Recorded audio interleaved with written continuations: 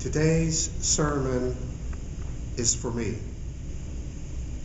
It's a sermon I need to hear, so I will be preaching it to myself. And so for that reason, it may or may not have any value for you. But if you experience God speaking to your heart through it, don't forget to give God praise and thanks for that. In today's Hebrew text, we encounter David, the king of Israel. When we think of David, we think of shepherd, poet, giant killer, king, ancestor of Jesus. In short, one of the greatest people in the Old Testament. But alongside that list stands another: betrayer, liar, adulterer, murderer. The first list gives qualities we all might like to have. The second, qualities that might be true of any one of us. The Bible makes no effort to hide David's failures, yet he is remembered and respected for his heart for God. And in spite of his many flaws, David was described by God's own self as a man after God's own heart. In this morning's text, David and the people of Israel are ecstatically happy to have the Ark of the Covenant of God brought back. The Ark was the symbol of God's very presence with Israel. It had been captured by the enemy, but Israel had recaptured it, and it was being processed through the streets in celebration. It was a grand affair, and everyone was laughing and singing and playing any musical instrument they could get their hands on. And they were dancing. And King David was right there in the thick of it all. He was so carried away with joy, we read that he danced before the Lord with all his might. No holds barred, leaping and twirling and kicking up his heels, basically doing the Snoopy dance. But David, caught up in the moment, wasn't just leaping and dancing and twirling and kicking up his heels. He was doing it in his underwear. He was dressed only in a linen ephod, the equivalent of not much more than a loincloth. And so I'll just leave it to your imagination as to how much of David was on display as he jumped and kicked up his heels in his loincloth. But if we look up from the celebration in the streets, we'll see someone who isn't laughing and dancing. We see peering from the window Michal, the daughter of Saul and the wife of David. Queen Michal stands separate and apart from everyone. And whereas you would think she would be joining in the celebration, she isn't. Her sour face is wrinkled with displeasure because she disapproves of David's indecent display. David isn't behaving as royalty should behave. He isn't doing what she wants him to do. And so her displeasure festered to the point that we read that she despised him in her heart. There is no getting around the fact that I have made more than my share of mistakes and made a mess of things at times. There are people who disapprove of what I do and what I have done in the past. They are quick to point out my flaws to me and to anyone who will listen. Some even despise me in their hearts. I think almost all of us have people in our lives like that, don't we? People who feel our character flaws are much more grievous than any of their own. Family members who claim to love us but have now turned on us. Peers who are quick to point out our despicable behavior or appearance. Co-workers or supervisors who seem to take special pleasure in chipping away at our self-esteem. And the question is, how are we going to react to these people? When David looked up and saw Michal's disapproval written all over her face, he certainly didn't stop dancing. In fact, I imagine him dancing all the harder, leaping all the higher, and singing all the louder, because you see, his happy dance was for the benefit of God, not for the appraisal of human beings. But how did he do it? How did he keep dancing despite the fact that Michal was doing her best to steal his joy? And how do we do it when others are dead set on stealing our joy? Well, for one, we surround ourselves with like-minded people.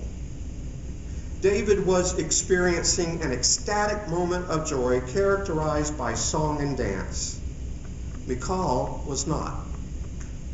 So David remained with the band members, the people who were dancing before the Lord with all their might, with songs and lyres and harps and tambourines and castanets and cymbals. What he did not do was go running over to Michal in order to hear the criticism that was so clearly written all over her face. Instead, he surrounded himself with others who were also singing and praising the Lord. Who are the band members in your life? And who are the Michals? Another way to pose the question is, who are those who support you, laugh with you, sing with you, and are willing to overlook those moments when you overexpose yourself? And who are the people who are tearing down, critiquing, and doing their best to impose their agenda upon your life? Who are the people who lift you up with prayers and support? And who are the people who are tearing you down? Answer that question and you'll know who to hang with. Another thing I notice in the text is that despite the ecstasy of the moment, David still put God before everything. At the beginning of the procession, he offered a sacrifice to God. And at the end of it, he offered burnt offerings and offerings of well-being before the Lord. He never abandoned his custom of worship. Despite the crazy insanity of the moment, God was still the focus of it all. The dance was for God. The songs of joy were for God. God was the source of all happiness, and so David's praise was to God. Sometimes I have the bad habit of turning to God only during the difficult times in life, remaining in prayer, immersing myself in worship, but then forgetting entirely about God when things are going well. David knew how to blend his joy with his worship experience. When I can turn to God in my joy, when I can keep my focus on God during life celebrations, then the Michals in my life are much less likely to succeed in stealing my passion. If I am doing what I am doing for the approval of others, then they have the power to lift me up or tear me down. But if I am doing it for the glory of God, then regardless of the opinions of others, my joy stays intact. No one can take it away. And finally, in the conclusion of the text, we read, "He blessed the people in the name of the Lord of hosts, and distributed food among all the people, the whole multitude of Israel, both men and women, to each a cake of bread, a portion of meat, and a cake of raisins." He did not forget his people. His love for them was evident when he blessed them and provided food for them. He didn't say, "Well, now that was a lot of fun, everyone. I'll see you later. Have a nice day." He remained with them and loved on them and proved his love with his prayers and gifts. We must never, ever take for granted the support we receive from the band members in our lives. The people who lift us up with their faithful prayers and support are some of the greatest gifts we will ever receive. Every opportunity we have, we need to bless them. We bless God for their presence in our lives, but we must not forget to bless them to their face. Tell them how much they mean to you. Tell them how grateful you are that God has placed them in your life. Pray for them and ask God to prosper their lives.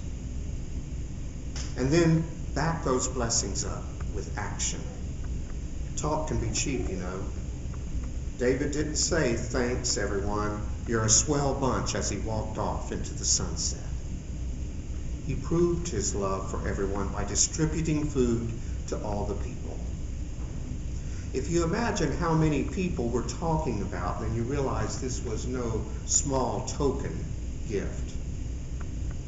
Actions speak loudly, more loudly than words. When we take the time to bless with our prayers and thanksgiving those who lift us up and support us and follow that up with action. In other words, when we get out of ourselves and serve others, then our joy will remain with us. Our passion will stay intact, and no one will be able to steal that away. There is within each of us a God-given spark of joy. And we have a choice.